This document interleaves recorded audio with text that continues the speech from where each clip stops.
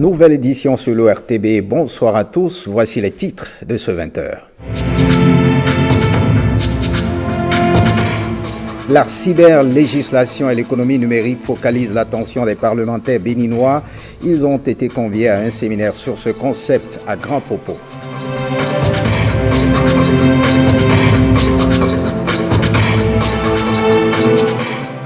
Contre la torture et surtout la peine de mort, Amnesty International et ACAT Bénin appellent les députés au secours. C'est à l'occasion d'une conférence débat organisée à Cotonou.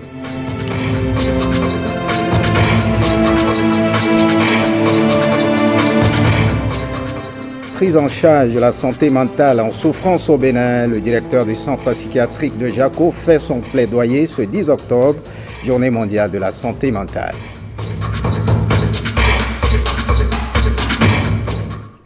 Bonsoir à tous, bienvenue si vous nous rejoignez. Allons voir d'abord cette fausse alerte à Cotonou qui a drainé la foule.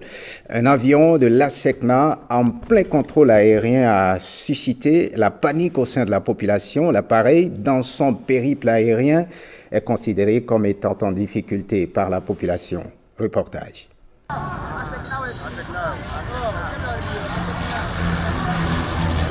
Bougez! Enfin, le soulagement.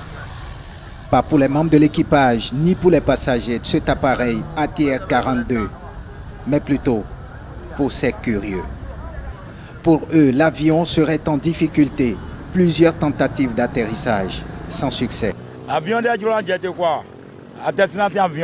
C'est un avion de la SECNA qui a eu de difficultés à atterrir. Depuis 8 heures, l'appareil a tenté plus de 20 fois de se poser au sol, sans succès. Mais enfin, il a réussi à atterrir. Pas d'inquiétude, rassure le commandant de bord.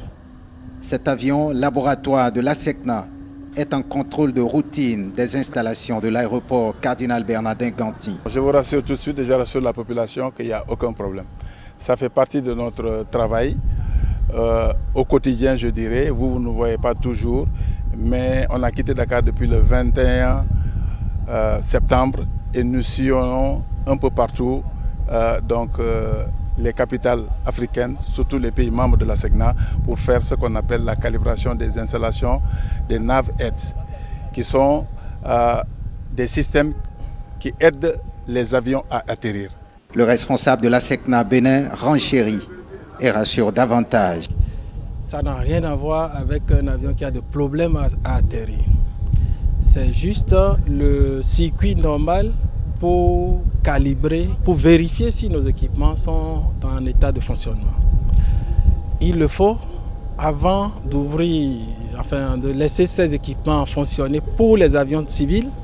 Il faut forcément que nous ayons le document de certification de ces équipements. C'est pour ça. Mais avant le document, ce bon constat se dégage après le contrôle. Je vous rassure tout de suite que les installations de l'aéroport ici de Cotonou répondent aux normes de l'OACI et qu'on pourrait dire que c'est très bien, tout s'est très bien passé. Tout s'est bien déroulé. ATR-42, contrairement aux inquiétudes, poursuit sa mission de contrôle. Et cette main tendue aux parlementaires béninois Amnesty International Bénin et ACAT Bénin, Action des chrétiens pour l'abolition de la torture, profite de la 14e journée mondiale contre la peine de mort pour présenter la situation au plan national. Les deux associations saisissent l'opportunité de la journée pour appeler l'Assemblée nationale au secours. C'est à l'occasion d'une conférence débat. Mesmer Andisso nous en dit un peu plus. Tout individu a droit à la vie, à la liberté et à la sûreté de sa personne. Article 3 de la Déclaration universelle des droits de l'homme. Cet article, appuyé par la Charte africaine des droits de l'homme et des peuples et par la Constitution béninoise du 11 décembre 1990, consacre que le droit à la vie est sacré. Il sonne donc comme une fausse mélodie que la peine de mort dans le monde est encore plus que jamais présente. De voir que tant de pays autrefois abolitionnistes ont opté pour des virages négatifs. L'abolition de la peine de mort et la question de la sécurité d'État, où en est le Bénin? Voilà le thème, objet de réflexion dans cette salle. L'objectif en est de sensibiliser le grand public autour de la question de sécurité au Bénin, vu l'ampleur que prend Boko Haram dans certains pays voisins. La question qu'on se pose aujourd'hui est de savoir si l'État assure véritablement notre sécurité.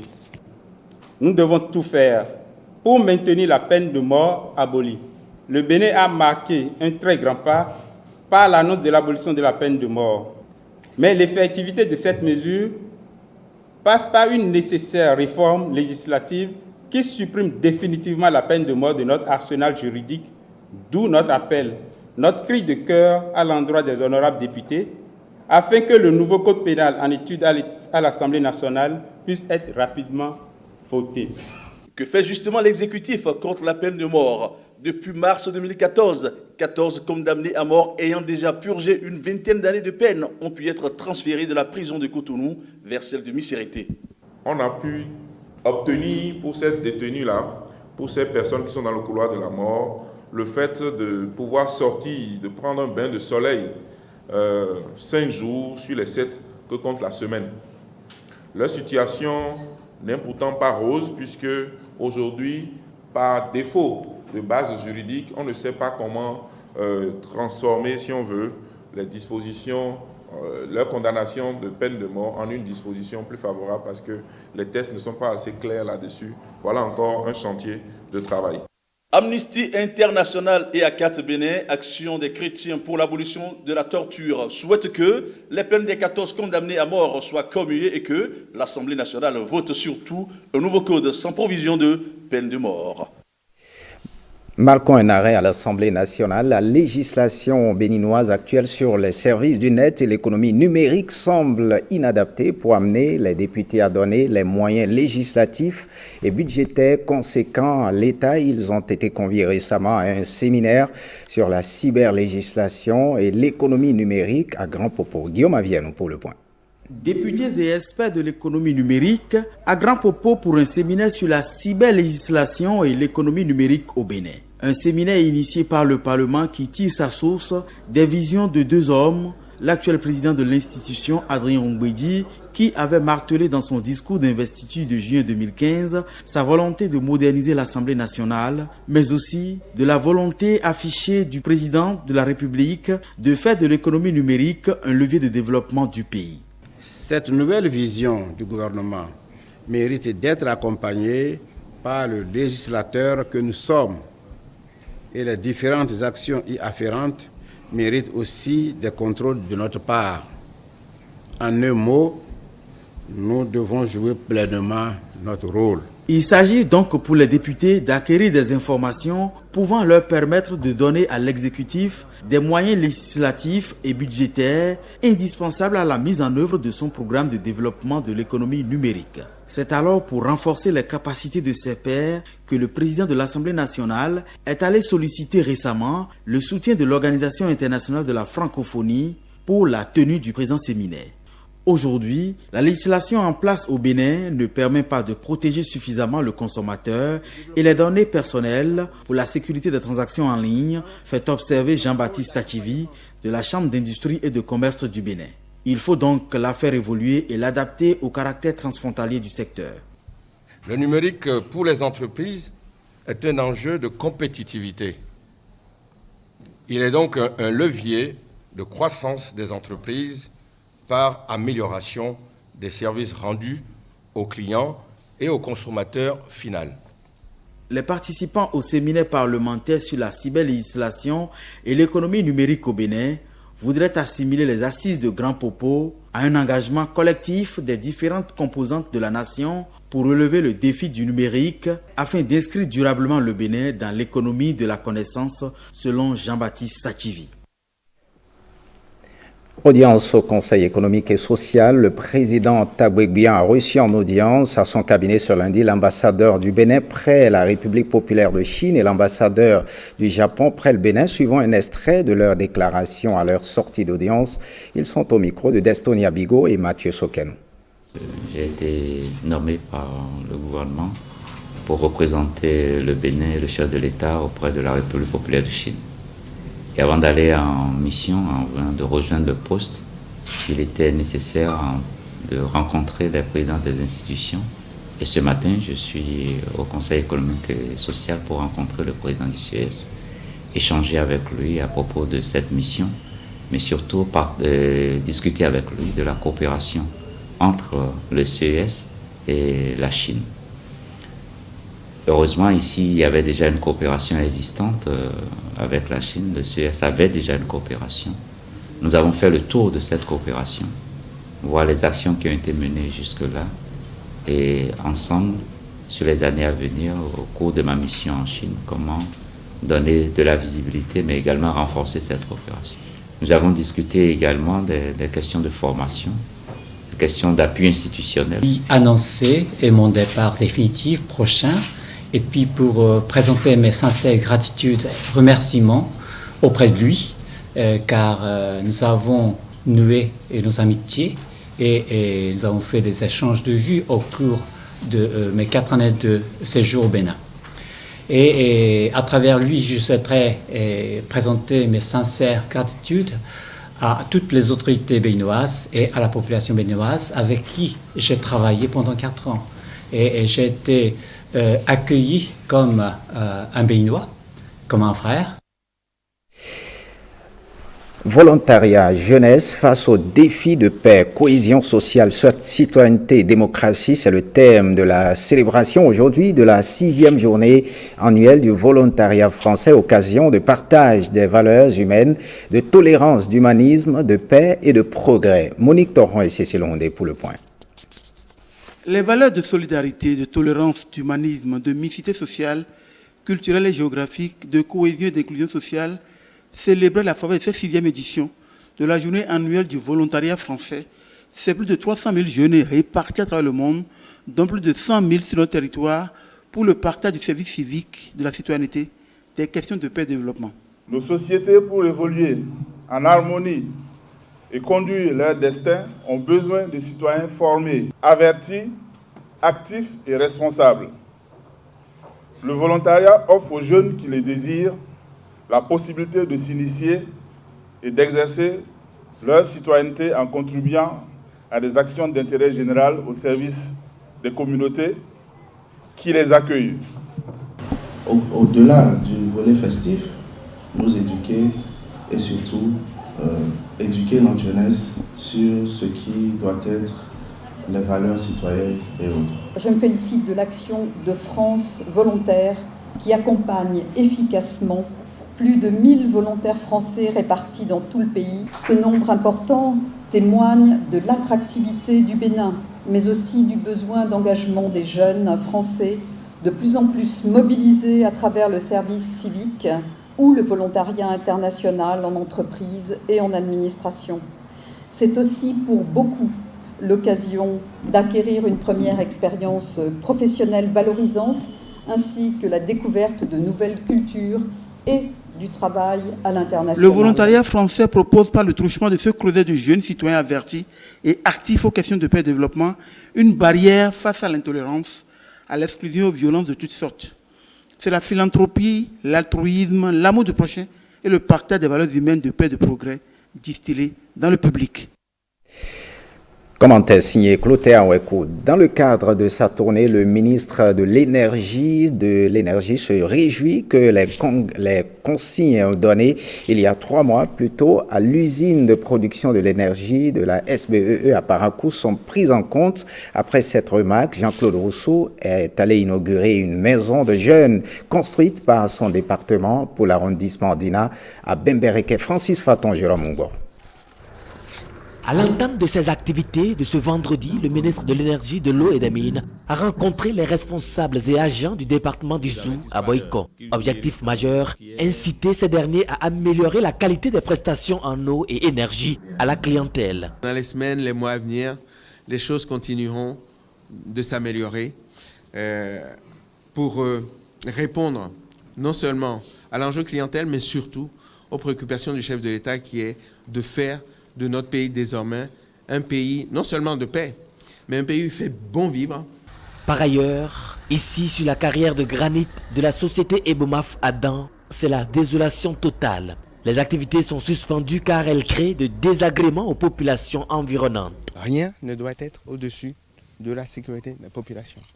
Par contre, il y a 3 mois, le ministre de l'Énergie a constaté la négligence dans la gestion et l'entretien de l'usine de production de l'énergie de la SBE à Banikani et à Parakou. Aujourd'hui, les constats ont été pris en compte. Avec la clôture flambant neuf, les lumières que vous m'avez montrées, non, tout ça montre qu'il y a une conscience qui est là et qui ne cherche qu'à être accompagnée pour progresser, pour obtenir les résultats qu'on attend. Nous sommes ici à Ina, dans la commune de Bembereke. La liesse des populations se justifie car elle bénéficie de ce joyau offert par le ministère de l'Énergie, de l'Eau et des Mines. Ce joyau vient à point nommé pour renforcer les capacités d'accueil du point de vue infrastructure dans cet arrondissement et surtout pour améliorer les conditions de vie et de travail des différents regroupements et associations. Ce que nous attendons, c'est que ce centre soit d'abord très bien utilisé et que ça serve à l'épanouissement de la jeunesse. Ce qu'on cherchait depuis des années, on n'a pas eu. Donc comme eux, ils veulent l'honneur des jeunes dans le village, c'est pour ça qu'ils nous ont fait. On est très très fiers, contents. On les remercie beaucoup, que Dieu les donne la longue vie. Ce que le ministre a fait pour nous, vraiment, nous ne savons pas comment exprimer notre choix. Si vraiment le chef de l'État vient nous voir ici, il verra que vraiment nous avons mérité cette maison. Il serait très content de nous parce que nous n'avons pas l'intention de le décevoir. Au-delà de l'offre, cette infrastructure est un symbole d'union entre les gouvernants et les populations. On parle santé mentale, 10 octobre, journée mondiale de la santé mentale. Dans la prise en charge des malades au Bénin, la santé mentale est malheureusement le parent pauvre. Le directeur du centre psychiatrique fait un plaidoyer dans cet élément signé Eloge Kiki et Jean-Claude James. Une cohérence dans les propos, une apparence qui ne renseigne en rien sur la santé mentale de cette patiente. Et pourtant, son bien-être a pris un coup comme les autres pensionnaires du centre psychiatrique. Ces membres de la société sont à l'honneur grâce à la Journée mondiale de la santé mentale qui est la capacité du psychisme à fonctionner de façon normale. Les premiers secours, une approche clé pour aider les personnes récemment exposées aux situations d'urgence, focalisent les attentions. Quand on dit situation d'urgence, il ne faut pas seulement voir la maladie mentale, quelqu'un qui décompense ou qui fait une crise d'hypertension artérielle. C'est tout cela, c'est vrai. Mais c'est également les phénomènes naturels, l'inondation, les catastrophes. Et puis, vous n'êtes pas sans savoir l'actualité au Bénin actuellement. Ce drame de Ava Metori-là. Donc voilà une urgence. Et face à cette urgence, le secours immédiat du psychiatre, du psychologue est capital. Lorsqu'on compare cela à une fracture osseuse, lorsqu'un os se casse, le chirurgien va mettre les deux bouts ensemble, va mettre un plâtre. C'est la même chose qui se passe au niveau du traumatisme psychique. Brusquement, le psychique s'ouvre, on dit, de façon il ne s'attendait pas. C'est une grande frayeur. Et ce traumatisme rentre dans ce psychique qui se ferme là-dessus. Mais il faut le faire sortir. Et c'est le travail du psychologue, c'est le travail du psychiatre. Dépression, schizophrénie, addiction, psychose, autisme. Il s'agit là de quelques maladies mentales, mais qu'on peut prévenir. Pour prévenir, il faut une bonne santé mentale. C'est-à-dire, tous ces problèmes d'indicateurs sociaux qui sont là. Le chômage, les difficultés relationnelles, les difficultés conjugales, les problèmes environnementaux, un deuil, une attente, un licenciement. La drogue conduit à la maladie mentale. Et les cris de la population, il faut les écouter. Tout cela constitue des éléments qu'il faudra prendre en compte dans la prévention. La question de la prise en charge globale s'impose car les maladies organiques peuvent conduire à celles mentales. Le diabète, l'hypertension, l'asthme, tout ce que vous connaissez là, toutes les maladies organiques ont des répercussions psychiques. Et toutes les personnes qui sont hospitalisées pour des problèmes psychiques peuvent développer des maladies organiques. Donc, C'est pour cela que nous insistons tous les jours sur la prise en charge holistique, c'est-à-dire globale. Ça veut dire le physique, mais il faut qu'à chaque fois le médecin se pose la question, mais comment va le psychisme de ce monsieur, de ce patient? Le simple mot guéri est vraiment que nos autorités nous aident à aller de l'avant dans cette lutte. Imaginez, dans ce grand salle, nous ne sommes que 2 psychiatres. Nous avons au moins 30 consultations par jour. Tous nos lits sont occupés. Nous en avons 150 occupés. Selon l'OMS, en soignant les troubles mentaux, les gains pour l'économie mondiale seraient 4 fois supérieurs aux dépenses engagées. Eh bien, Bertrand Aloyon, notre collègue, est gravé dans les mémoires. Suivez ces quelques témoignages faits par les collègues ici à l'ORTB. Aloyon, c'est un gars qui aime la joie, on se taquine. Tout ce qu'il n'aime pas, c'est trop de rigueur. Bertrand Aloyon, plus qu'un collègue, c'est un grand frère. Bertrand Aloyon, tu resteras gravé dans nos mémoires. On peut retenir de lui l'image d'un collègue dévoué. Sur le plan des rapports humains, il est très sympa. C'est un monsieur qui était vraiment très relax dans ce qu'il fait. Autour de lui, il essaie de mettre l'ambiance. Il ne se stresse pas du tout quand il veut travailler. Un agent vraiment dévoué, il montait sur le capot pour prendre les images. Je garde de lui le souvenir d'un monsieur souriant. Un souriant qui, toutes les fois qu'il doit me saluer, se mettait au garde à vous. C'est quelqu'un de très jovial. C'est quelqu'un qui n'hésitait pas à poser ses problèmes, à partager ses préoccupations avec les gens. Bertrand Aloyon, c'est un travailleur vraiment consciencieux à mon avis. Parce que j'ai été sur le terrain avec lui plusieurs fois. Je sais comment il procède. Un homme très calme. Il rêve grand. Et j'admire ceux-là qui rêvent grand. Souvenir très gracieux. Parce que il me dit souvent, doyen, si j'avais vos potentialités, je crois que j'irais loin. Et je lui disais, si j'avais ton agilité, je crois que j'irais loin aussi.